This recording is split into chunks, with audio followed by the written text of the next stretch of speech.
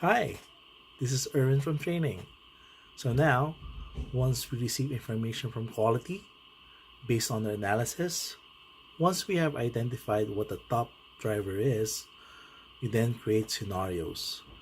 We create call scenarios that our team usually encounter when they are taking in calls. And this is what we use in our fishbowl activity.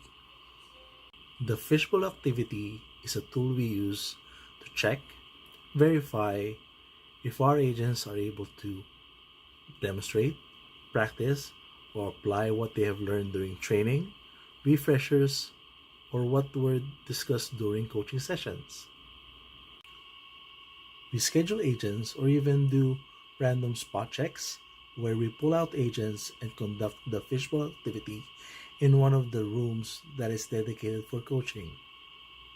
In the fishbowl activity, the coach will do a brief introduction and then have the agent pick a scenario from the fishbowl.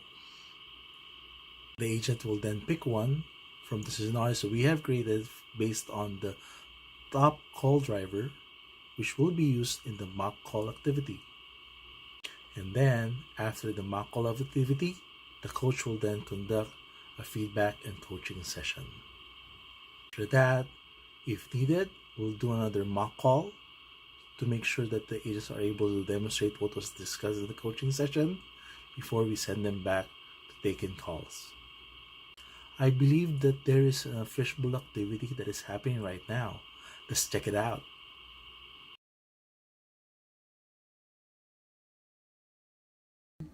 Okay, so this is a follow-up based on our coaching session last week. So do you still remember what we have discussed? It was flight exchange. Okay, very good. So glad to know you still remember. So this time we'll have a visual activity to check what if we are applying what we have learned on our coaching last week. Oh, I see. Sure. Okay. So I want you to pick one scenario here and then don't open it yet. Give it back to me. I'll be the one who's gonna open to you. Sure.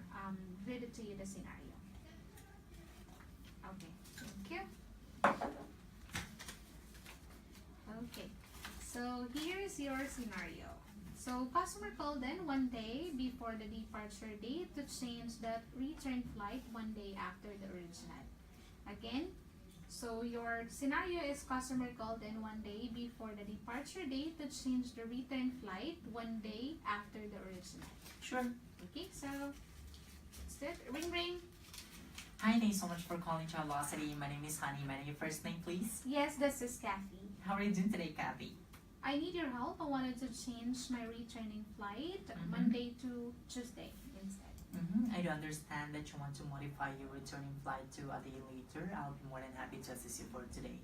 And before that, may I know your itinerary number, please? Sure, it's 741-246-578-2331. So sorry, I think I missed one number. Would you just mind repeating yourself? Sure, it's 741-246-578-2331. Thank you so much. Let me take a look into that. Okay. And there, I already have here your itinerary, and I want you to verify to me the phone number that is associated in your account. It's 200-561-345. Thank you so much for verifying that. And I believe that you are calling about your flight reservation that will be on the 15th of March going to Las Vegas. Is that right? Yes, actually that's correct. I see. Well, as for checking here, if you want to modify your returning flight here, there is a penalty that is $200 charged by the Delta Airlines plus any possible fare difference. Okay, so can you check an available flight with the same airline? Sure, I'll be more than happy to take a look into that for you. Give me 1 second. And good news, I have here an availability. I can see here a flight the same time on your returning flight. That is 11 a.m. leaving Las Vegas going to Sacramento. And the amount of this flight is $550. So before you checked for, you paid for this flight for $400. What, do I need to pay that much? Yes, you are going to pay $150 as the price difference because it's possible that when you looked at this reservation last year, the amount is lower than the flight, than the price of the flight right now. 30 minutes. But you know what? I can definitely offer you an option. I can see here a flight from the same airline, but a different time. Oh, and how much is that? Yeah, let me just go ahead and check the new price, okay? Can you tell me what is the time for that specific flight? Yeah, it's gonna be a red eye flight. You're going to fly at 10:30 p.m., arriving in Sacramento at 5 a.m. the next morning. Okay, go ahead. I'll really need to change that returning flight. Thank you so much.